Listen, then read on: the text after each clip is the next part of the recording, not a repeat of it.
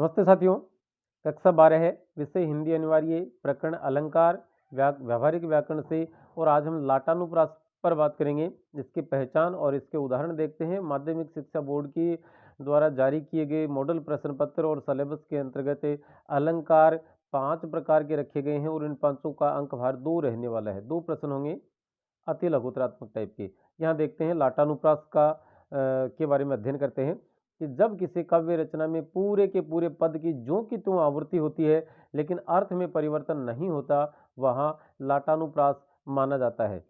उदाहरण एक देखें कि राम राम हे राम कही दशरथ ने प्राण तजे। तो राम राम राम, ये 3 बार राम शब्द आया है लेकिन अर्थ में कोई परिवर्तन नहीं आया, इसलिए लाटानुप्रास। अगला पद है कि पूत सपूत तो क्यों धन संचय, पूत कपूत तो क्यों धन संचय। यहाँ पूत तो क्यों धन संचय सबके अर्थ एक जैसे हैं, इसलिए यहाँ पर कौन सा अलंकार है?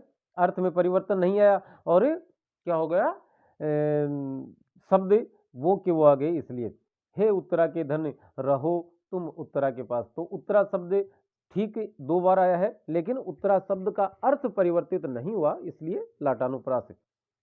मिला तेज से तेज, तेज की वह सच्ची अधिकारी थी। तो यहाँ तेज शब्द 3 बार है लेकिन तेज शब्द का अर्थ नहीं बदला, अतः यहाँ पर लाटानुप्रास है। पराधीन जो नर नहीं सुख संपत्ति ताहेत, और पराधीन जो नर नहीं सुख संपत्ति ताहेत।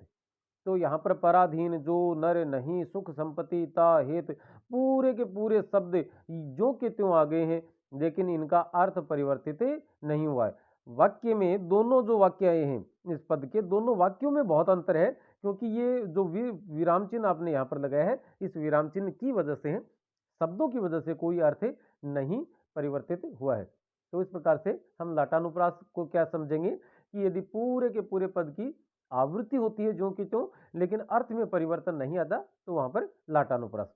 चलिए आज को यहीं देते हैं विराम।